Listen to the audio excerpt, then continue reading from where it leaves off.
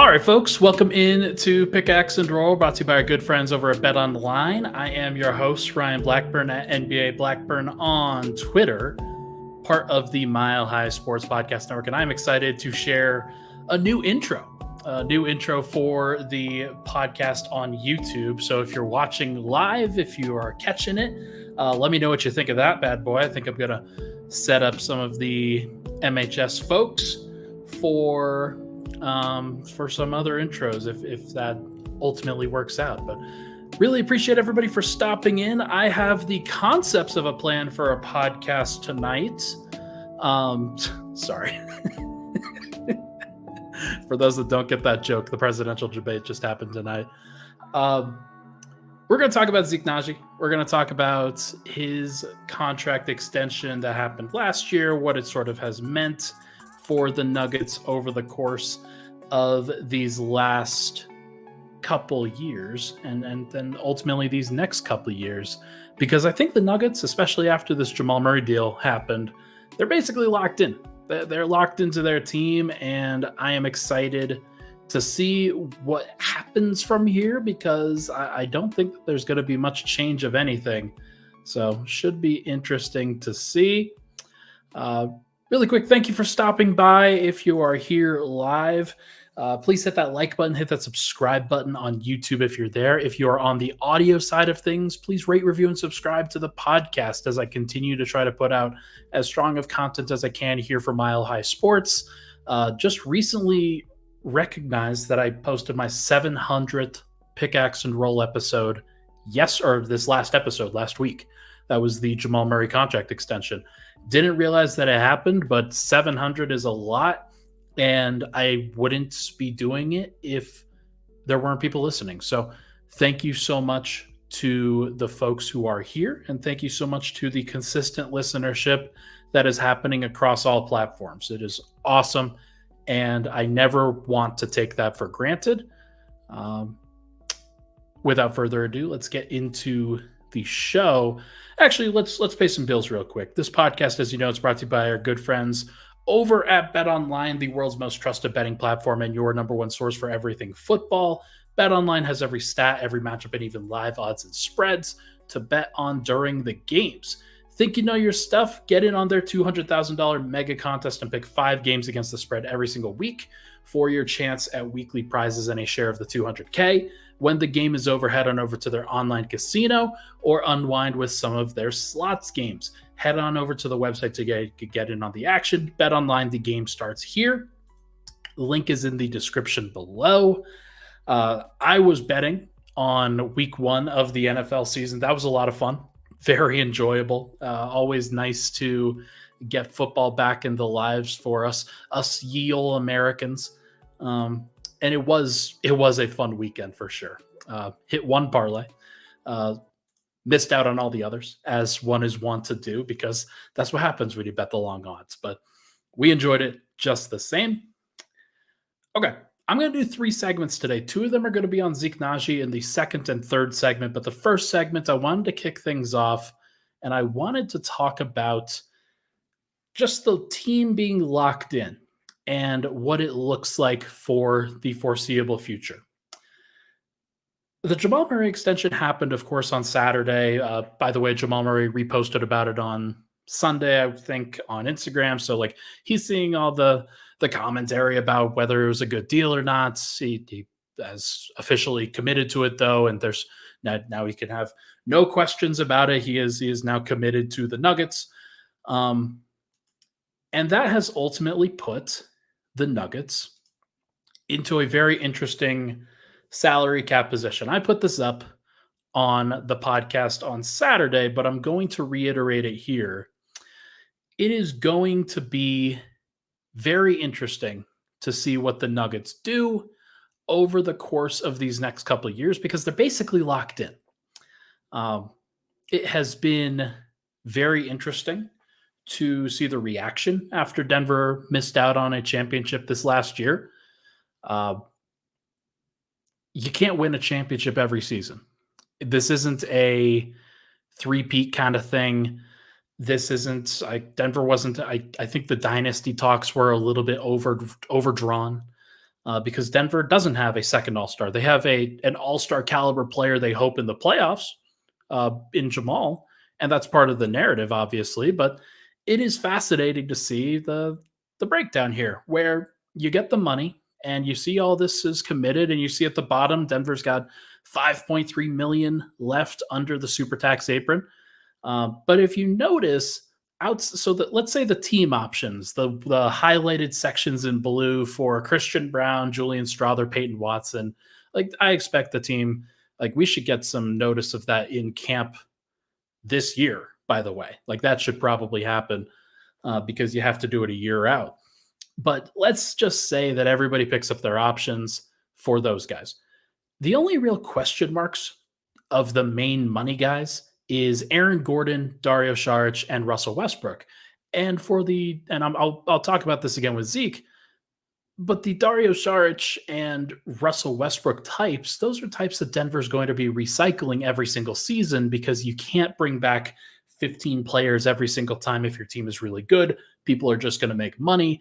And like Denver's not in a position now working against the second tax apron where they can do that every single time because it's actually hurting them competitively if they go over the apron consistently. So they're ducking it this year. And I got to imagine that an Aaron Gordon extension for next year would mean that they are going over the super tax apron.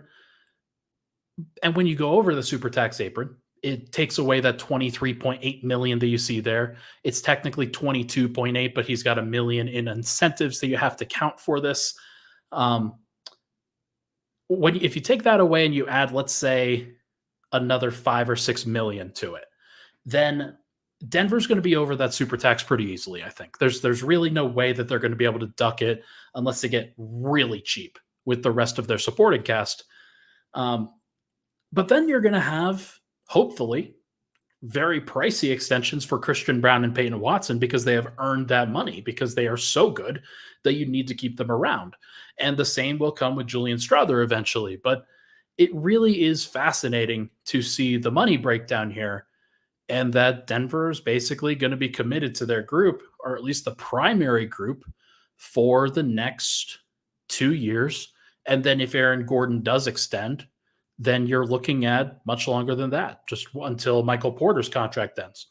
So I'm curious to see what ultimately happens with it. But it does seem to me that like there's a lot of people that feel a lot of ways about Jamal Murray extending and then Denver not having a lot of flexibility. They think that it's good or bad. It could either be good if Denver is kind of locking in that same championship core over like from a season ago, and they're locking it down for the next couple of years, in addition to some high ceiling guys, or maybe higher ceiling guys, and Christian Brown, Peyton Watson, Julian Strother. On the other hand, if people don't necessarily believe in that championship core, if they don't believe that it is as good or consistent or dynamic as it has been in the past, or hypothetically, that other teams have just caught up. I think we forget that in that 2022-23 season, the Nuggets were far and away the best team in the West, and they won like 53 games. Everybody else was kind of meh. And Denver sort of caught the league in a little bit of a lull where they were really the only great team that year outside of maybe Boston. And Boston looked crappy in the playoffs when they needed to win. So Denver caught lightning in a bottle, of course. They won the championship. You can't take that away from them. But looking forward, I think it's fair for the naysayers out there to say, yeah, the rest of the league is caught up to the Nuggets in some ways. And Denver now has to find ways to improve even beyond where they were before in order to get back to the mountaintop, if you will. Theoretically, Denver can cycle out the Russell Westbrooks, the Dario Saric's, the Jeff Greens, the Justin Holidays every single season in free agency with minimum contracts. I know that Dario signed for the taxpayer mid-level. Denver's not going to have the taxpayer mid-level going forward if they're going to be into the super tax. Just so everybody knows, they will only get minimums. But if they're in a championship level position, theoretically they should be able to sign some people that could actually fit into that. But for whatever reason, Denver just hasn't been able to recruit that level of talent, like allowing a Tyus Jones to go for the minimum, or even a Monte Morris or somebody like that. Denver doesn't get those kinds of guys for whatever reason.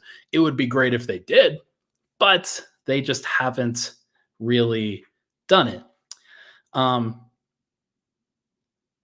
So that means that there's only a couple spots remaining in the rotation. If you believe that Denver's locked into Jokic, Murray, Porter, Gordon, let's say they re-up with Christian Brown, let's say they re-up with Peyton Watson, let's say they still have Julian Strawther on his rookie salary, like that's seven. That's seven guys in your rotation long term, and then you can get a couple minimum free agents. Do you really need Zeke Nnaji, despite the fact that he's making money, despite the fact that I could put that graphic back up and people will get mad? His contract has been discussed more than he has as a member of the team. And I think I probably contribute to some of that because I consistently post the salary graphic because I want people to be informed. But often in that information, people realize, yeah, Zeke's making too much money. We will talk about Zeke on the other side, but I just wanted to make it clear that Denver is now at this position right now where they're basically all in. They are all in on their group. There's very little wiggle room unless they are willing to trade one of the young guys and pair them with a larger salary. There's very little wiggle room for them to actually be better than what this current group is. And so you have to be honest with yourselves. Is the group good enough? Is it better? I don't know. And we're going to have to answer that. And the Nuggets are going to have to answer that over the course of this upcoming season. So we will see what happens. But either way, I am going to answer some questions on the other side real quickly before this one just came in. Ryan, are you giving post-debate analysis after the break? No, not on that one. I will gladly decline that particular question. But I appreciate the sentiment. I'll get to your super chat, Cedric. Don't you worry. When we come back, we are going to discuss Zeke Nnaji in full, and I am going to be very excited to get into some of the data that I've put out here. We'll be right back on Pickaxe and Roll.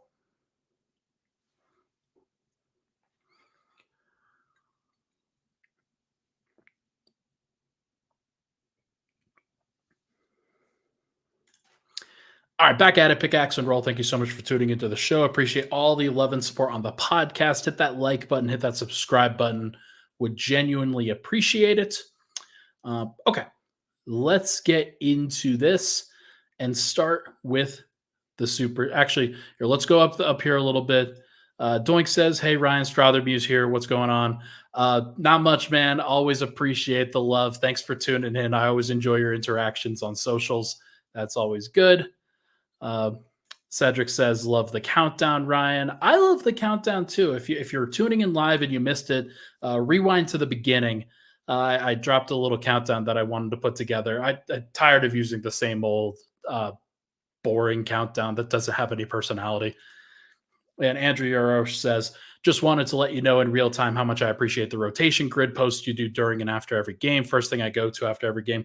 Thank you, Andrew. Really appreciate it. I know that Zeke is not your favorite player on the team, so you probably see him getting a lot of DNPs of late, and maybe that makes you happy. But it is fascinating to see how valuable those rotation grids can be, because in my opinion, they really do provide some insight into not only what the coach is thinking, not only what the team is thinking, but also like what worked, what didn't work, what can we look at. And I remember doing it with Facu out there, and I loved the times where Facu Campazzo plays 17 or 18 straight minutes in the second half, and then Denver gives up a fourth quarter lead. And then I've got I post that graphic, and I've got the entire country of Argentina on my back, just like very, very frustrated. So always happy to please. Um, Cedric with the super chat, he asks, "No, he's not Ryan. Zeke. Who would we trade for Zeke?" And I assume that means like who do you think we could get for Zeke Nnaji? I don't think Denver can get anything. And I think it's because he's locked in for 4 years. I think it's because he hasn't really shown a lot of growth, especially on the offensive end where it is more important over the course of this last few years. And I also think the teams are very confused about what his actual position and role is in the NBA. And usually in these situations when you've got money attached to somebody, you need to know what they're good at, right? You need to know where they are going to excel, where they're going to fit into your system. I got to be honest, like there are a couple of places where I think he would fit. Dallas is a place where I think he would actually be pretty good reprising the Maxi Kleba role. Somebody who is a stretch five, who isn't super involved. He'll do some screens, he'll do some switching, but he's not a traditional five by any sense of the word. Um, and I think that there are still skills that Zeke can bring to the table, but I do want to make it clear that like teams will be taking on some money and they'd be taking on a lot of risk. And most of the time in these situations, teams aren't necessarily wanting to do that. But then I remember that Zeke Nnaji is 23 years old. And I'm like, is there a world where we've all overreacted to his early years and he could just be a way better 23 to 26-year-old than he was a 19 to 22-year-old? Yeah. And that's something that people have to remember with this extension. A lot of it wasn't because of what he did. A lot of it was because of what the team expects him to still do. Or maybe not still, maybe what they at the time expected him to do. And that could be Calvin Booth, that could be Michael Malone. I think everybody was expecting Zeke Nnaji to take a step forward with what he was going to provide. And it is very important for people to understand that he is still very young and still hasn't shown a lot. He's had opportunities to show, he's had opportunities to be better, and ultimately it just hasn't really happened. The central question for this podcast, and this is a 20 questions episode, a 20Q, seventh 20Q, by the way. So we're going through these. How committed are the Denver Nuggets to Zeke Nnaji? How committed are they? Because they're financially committed, that's for sure. And I think that it's fair to try to see out that particular process, because if you just let him rot on the end of the bench, given the financial picture that I just posted, let me put it back up on screen. The financial picture that I just put out there is not a lot of wiggle room financially for the Denver Nuggets. So every single penny matters. And if you have Zeke, who is on a descending contract over the course of the next few years, I will say that, but he is like it is a very important piece.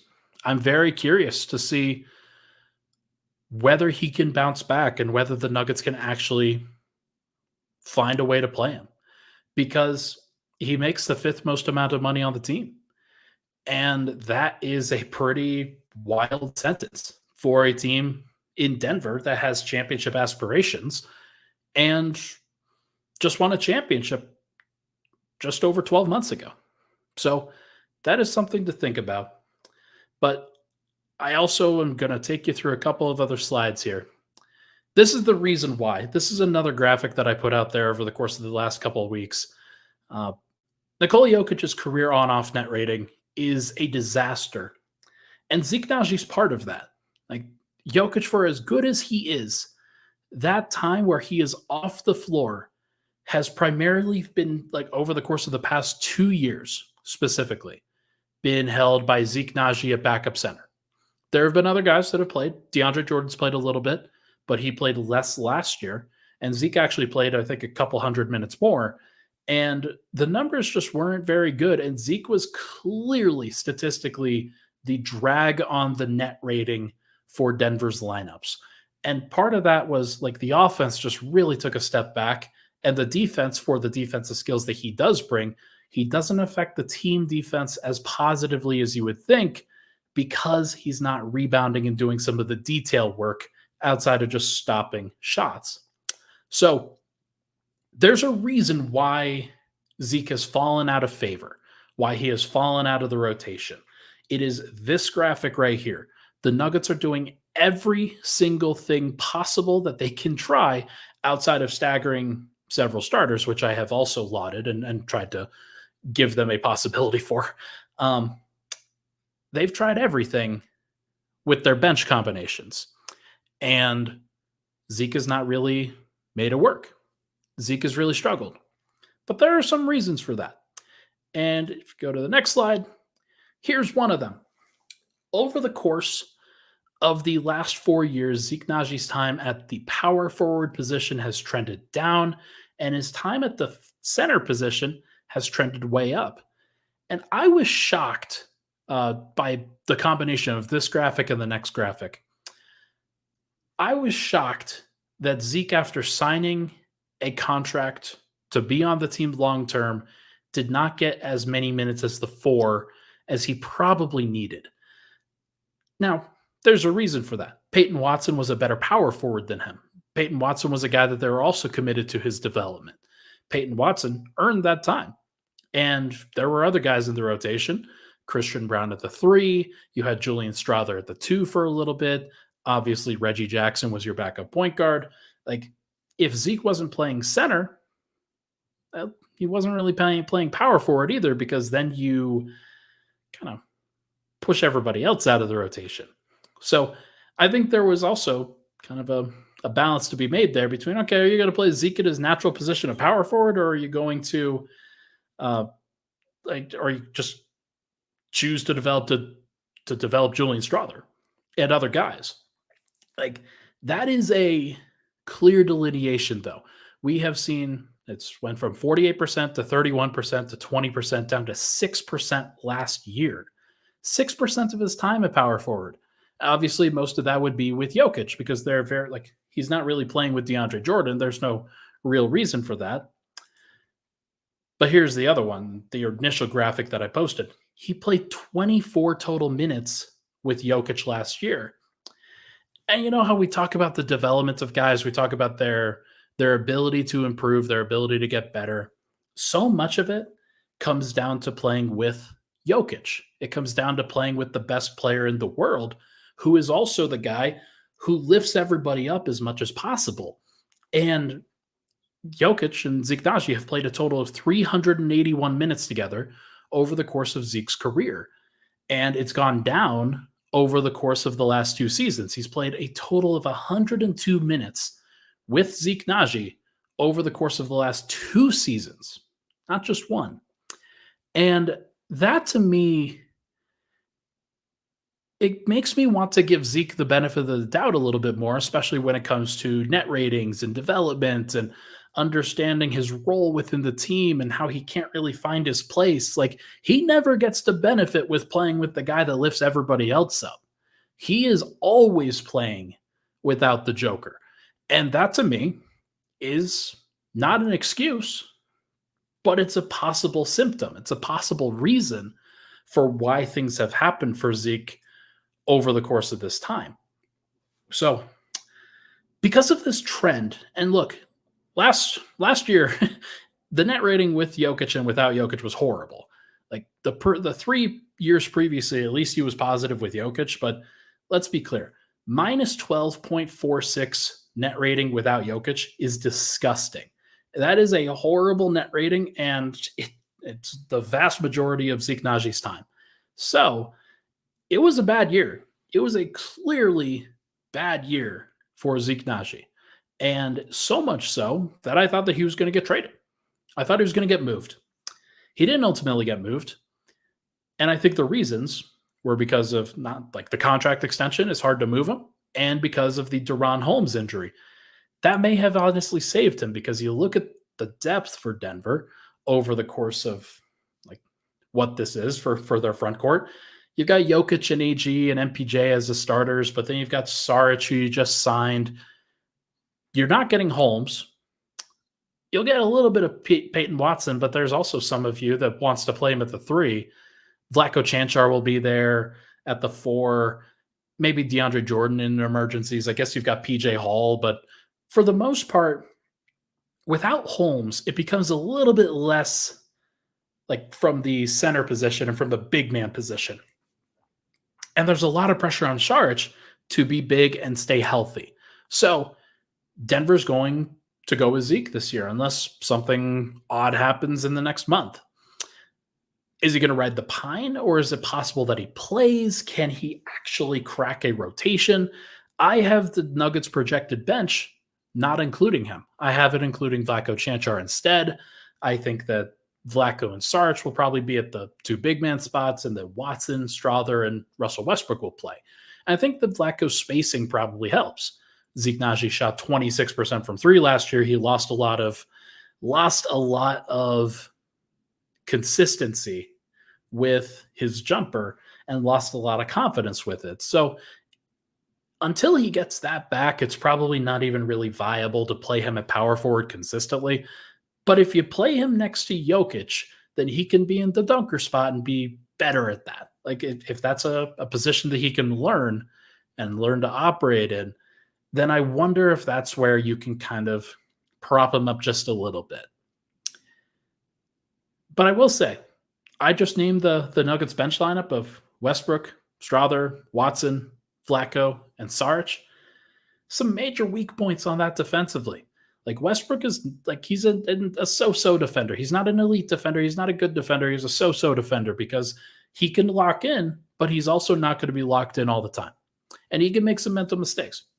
Strother, I do not think is going to be a boost to the team defense. And Saric, same thing.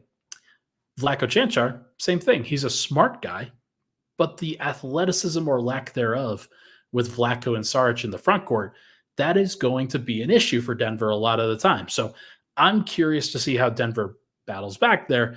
And Vlatko's probably the first guy that you think, let's go. Let's see who else we got. There's an opportunity in his place for Zeke Nnaji to play the power forward next to a Jokic approximate in Dario Saric. He hasn't been able to do that, obviously. He's been playing, if he does play center, it's next to DeAndre Jordan or somebody else. And I think that there is at least a possibility, and this is the lineup that I think I'd go with. Zeke, Saric, Westbrook, Watson, Strother. It's not that bad. Now, is the spacing not good with Zeke out there at the 4, Westbrook at the point, and then Watson?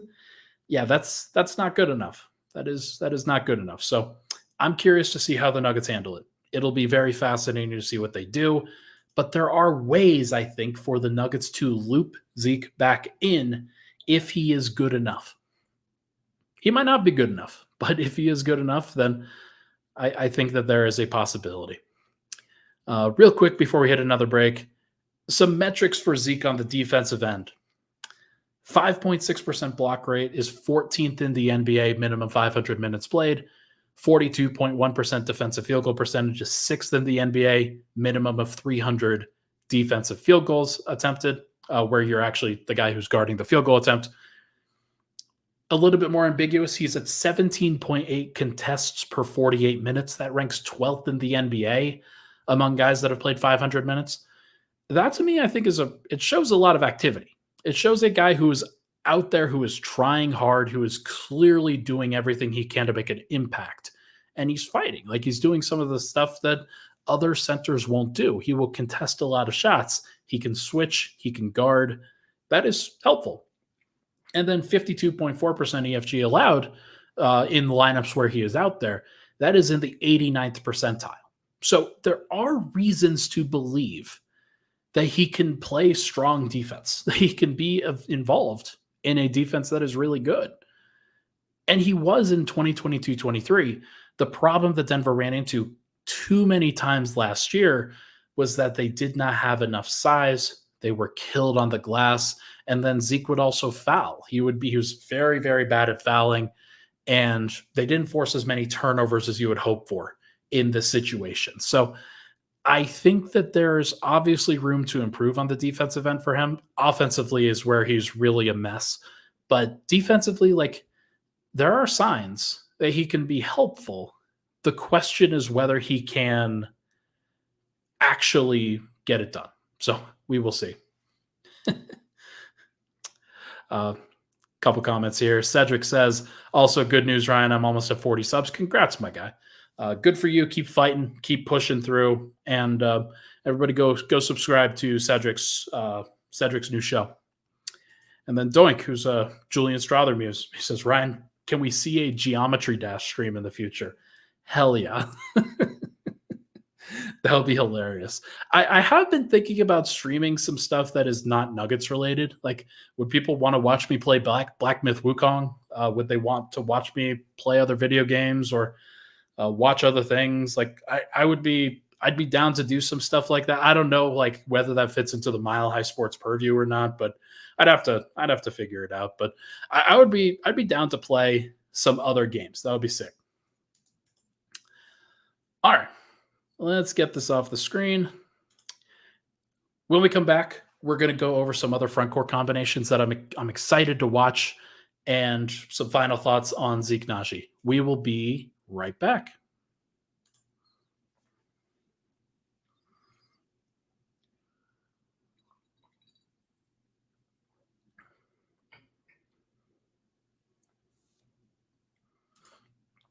All right, we're back. Final segment, Pickaxe and Roll. Thank you so much for tuning into the show. Let's wrap up with some other rotation combinations that I think we should be hoping for. If you're wanting to support the Nuggets, if you're wanting to see them do well this year, one of the things that the Nuggets really got trapped into last season was not having enough go-to options when the playoffs rolled around, especially in the front court. Think about what lineups looked like against the Minnesota Timberwolves last year. When Michael Porter and or Aaron Gordon rested, you often saw Justin Holiday at the 3 and Christian Brown at the 4. KCP was guarding Karl Anthony Towns, and that's just not super viable, man. Like, you need to have more size. You need to have more guys that can play and just actually fight on that end. And one of the issues that Denver ran into was that Peyton Watson was a little skinny. He couldn't really fight for position. He wasn't like, I think his defensive IQ needs to improve in a lot of situations, but assuming that he can, I think that he'll be out there in a lot of those situations in the playoffs this upcoming year. I think he's going to have to be. Denver's going to have to play him, and he's going to have to figure it out. Like, it's sort of it's a requirement. I would say that Jamal Murray, Russell Westbrook, Christian Brown, Julian Strother, Trey Alexander, for these purposes, they're locked into backcourt positions. If there is a small ball lineup that I want to talk about, I will mention it. Front court options that we're working with right now, obviously the starters are Jokic, Aaron Gordon, Michael Porter. The bench is Dario Saric, Vlatko Cancar, Peyton Watson. And then your depth rotation guys are guys like Zeke Nnaji, who we've talked about, DeAndre Jordan, maybe even Hunter Tyson, who I haven't really mentioned a lot before. And Holmes is injured. Spencer Jones, PJ Hall, a couple two-way guys. I wouldn't expect that, obviously. But so let's focus on Nnaji, DeAndre Jordan, Hunter Tyson as those main reserves. You're obviously going to see the starters most, like Jokic, Gordon, MPJ when they're together. That's going to be the most common front court combination. Others that I think you will see, Jokic, MPJ, Peyton Watson. I think that Watson replaces Gordon a little bit more in the starting, or like in that group, a little bit better than he replaces MPJ. I think you will see Jokic, Watson, Gordon, but I think the better combination is going to be Jokic, MPJ, Watson, because you get the spacing from Porter and you get the defense from Watson. That hypothetically makes more sense. I think those guys balance each other out better than Watson and Gordon as two elite defensive players, but guys that are going to crowd the spacing on the offensive end. Although, like, there is a world where Peyton Watson starts at the 3 in the future, so he's going to have to figure it out at some point. If they want to start Peyton Watson while Aaron Gordon is also there, like, he's going to have to figure it out.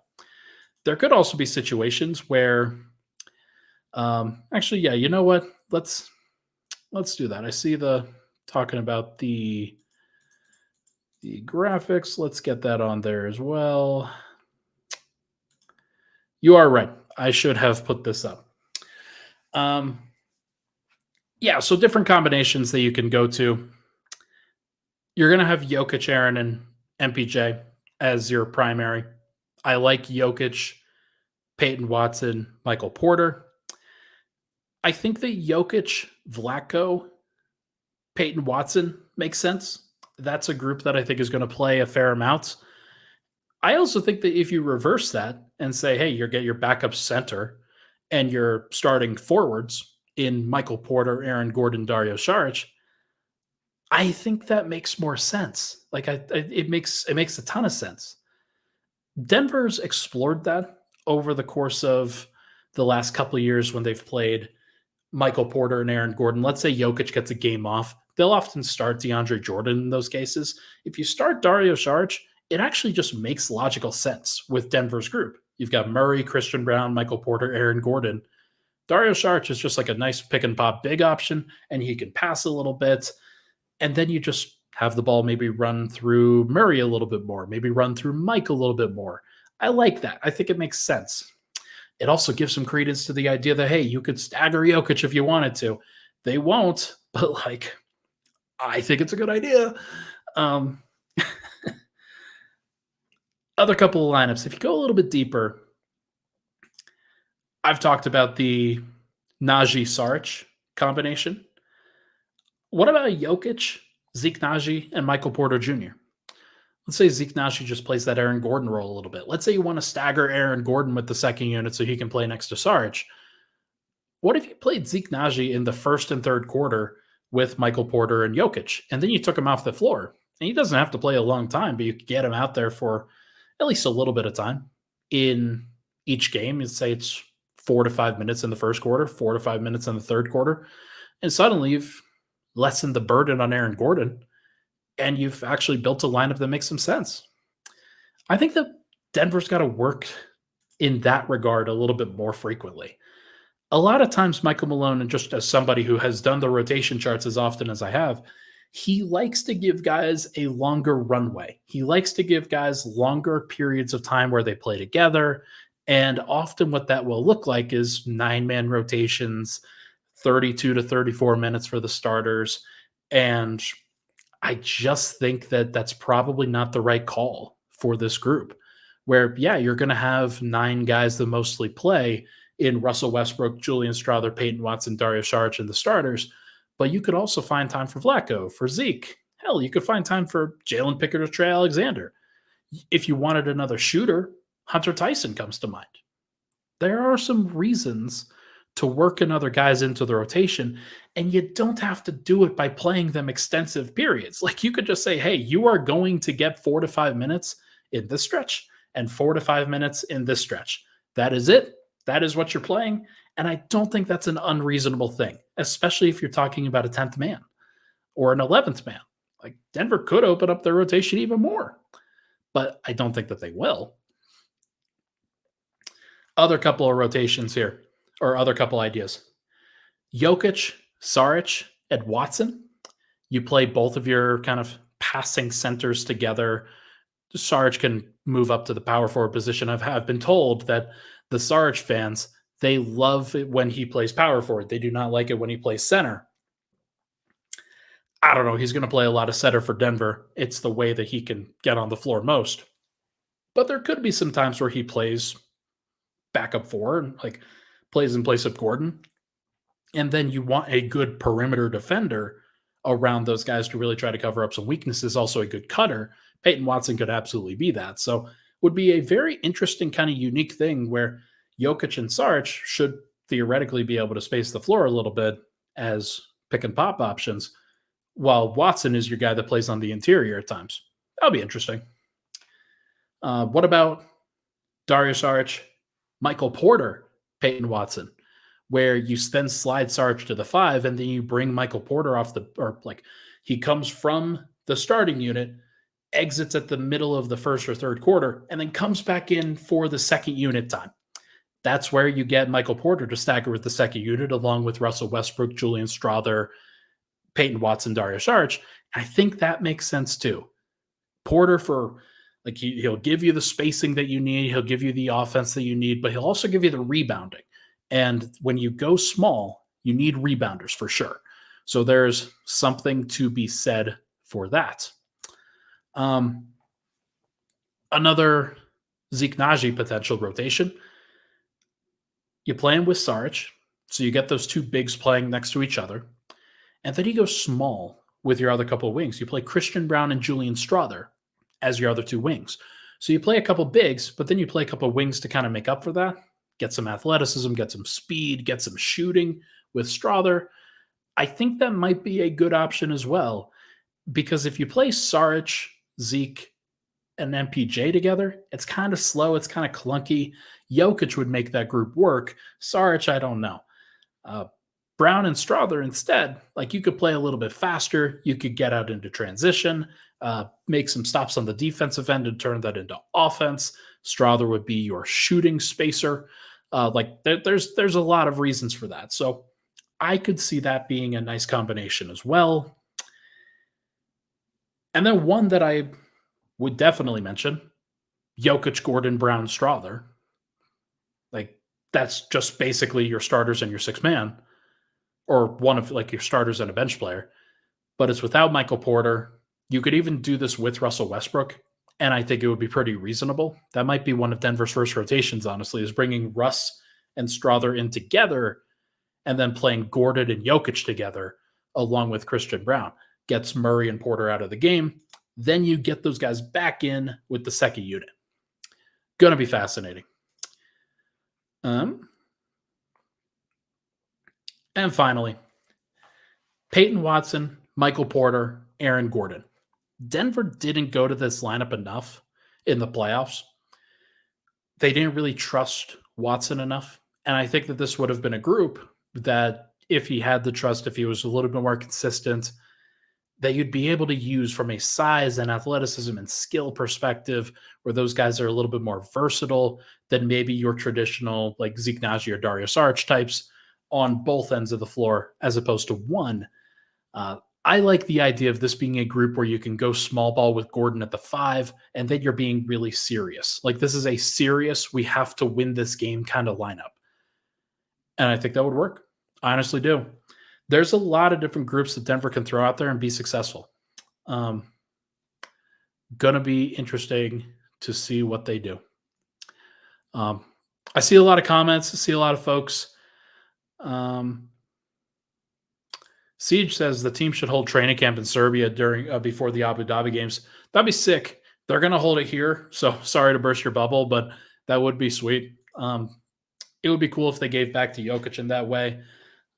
Especially and giving back to a different part of the world would be pretty cool, but they need to think about their actual setup and how they can best help their team, and putting Jokic into a position where he can party in between games. That could be, or in between practices, that could be pretty tough. So we'll see what ultimately happens. Let's go back and look through some of this stuff. Noel Linden says Alexander's better than Pickett. I tend to agree. I only put Pickett as third on the depth chart as opposed to fourth. I only put Pickett over Alexander on the depth chart because of you just want those guys to earn it when they get into training camp. Yes, it looked like that in the summer league time, but I just want to make sure that Trey Alexander isn't putting the cart before the horse, that he is continuing to work, that he's continuing to put himself into positions to succeed, and the team is continuing to ask him to be better at certain things. And that you just earn it without a shadow of a doubt in that regard. Now, the real question is when he's better than Westbrook, and people are going to be like, let's see what happens, huh? let's see what happens when you try to start or play Trey Alexander ahead of Russell Westbrook at your backup point guard, and then people are like, oh my God, there's a lot of a lot of potential problems there. So, look, we will see what happens with Zeke this year. I'm very curious to see what he looks like, what the Nuggets look like when they ultimately come back. But there's a lot of different ways that they could go. This is the team. This is the group. And I think that Michael Malone has to be a little bit more creative rather than falling into consistent trends. I think he's got to work to break those up a little bit to continue to give guys different opportunities and to find as many different solutions as he can possibly can, rather than just focusing on a couple good ones. And he's capable of that. He's absolutely capable. And look, he doesn't deserve to be saddled with a group that is almost entirely too young. But this is the hand that he has been dealt, and I think he's got to try to play it as best as he can. So it's just my 2 cents. Look, that is going to do it for this episode of Pickaxe and Roll. Really appreciate everybody for hopping in, for supporting. Hit that like button, hit that subscribe button. Would absolutely appreciate it. I am going to be back on probably Thursday. I'm starting to get into that habit of 3 podcasts a week as opposed to 2. Still trying to kick up into gear, trying to take as much time as I possibly can to just relax and take some time off before things really get going. But I think you're going to start to see a lot more consistency from me over the course of these next, we'll say 3 weeks. Thank you so much for tuning into the show. Appreciate all the love and support, folks. Hit that like button on the way out. I will talk to you guys